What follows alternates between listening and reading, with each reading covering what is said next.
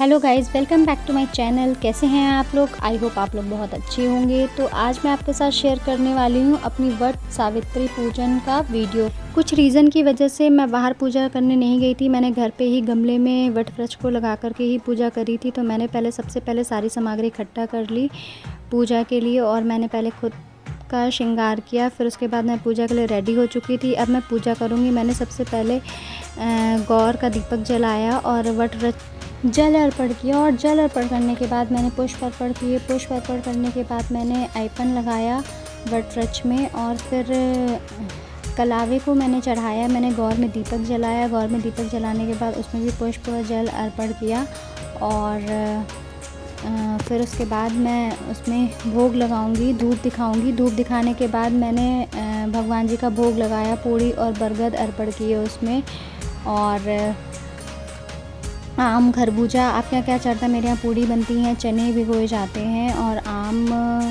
चढ़ाया जाता है। फिर मैंने भगवान जी को धूप दीप दिखा करके पूजन किया। फिर उसके बाद मैंने गौर में भी पूड़ी और बरगद को अर्पण किया और आम अर्पण किया, और उसके बाद मैंने सावित्री माता की कथा सुनी। उसको कथा पढ़ने के बाद फिर उसके बाद मैंने सावित्री माता का आशीर्वाद लिया और उनसे यही कामना करें कि मेरे पति को लंबी उम्र दे और मुझे सदा सुहागन रखें। ये वट सावित्री का व्रत भी अपने पति के लिए ही रखा जाता है, तो वही मैंने कामना करी। और फिर उसके बाद मैंने भगवान जी को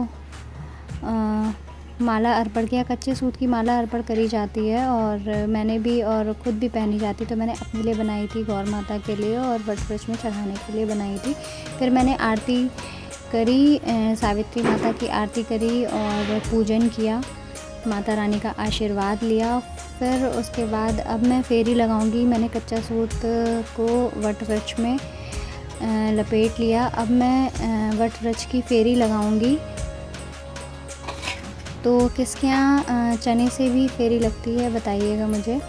जो भी भगवान जी गलतियाँ हुई पूजा पाठ में, उससे मुझे क्षमा करना। कुछ शायद क्लिप्स इधर से उधर हो गई होंगी, तो उसके लिए मैं माफ़ी चाहती हूँ। पर 12 फेरी का महत्व है। आपके यहाँ कितनी फेरी लगाते हैं वो आप मुझे बताइएगा कमेंट बॉक्स में। काफ़ी क्लिप्स इसमें मिसिंग हैं। फुल वीडियो तो नहीं मैं आपको प्रोवाइड करा पाई हूँ, पर नेक्स्ट टाइम से कोशिश करूँगी कि आपको मैं पूजा का पूरा वीडियो दिखा पाऊँ। फिर उसके बाद फेरी लेने के बाद मैंने गौर माता को सिंदूर अर्पण किया और सुहाग लिया।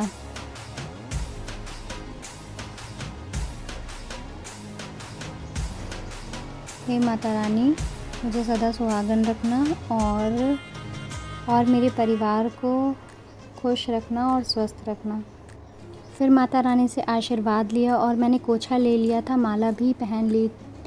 फिर मैंने माला पहना, कोछा ले लिया था, और फिर उसके बाद माता रानी से प्रार्थना करी। फिर मैं कच्चे चने ले लूँगी। मैंने रात में भिगो करके रखे थे 12 चने, और वट वृक्ष की टहनी को एक साथ पानी से गटका जाता है, तो मैंने गिलास लेना भूल गई थी, तो फिर मैंने डायरेक्ट बोतल से ही ले लिया था। फिर माता रानी का आशीर्वाद लिया। अगर आपको मेरा वीडियो अच्छा लगा हो तो प्लीज़ उसे लाइक करिए, शेयर करिए, सब्सक्राइब करिए और मेरे चैनल पे बने रहिए।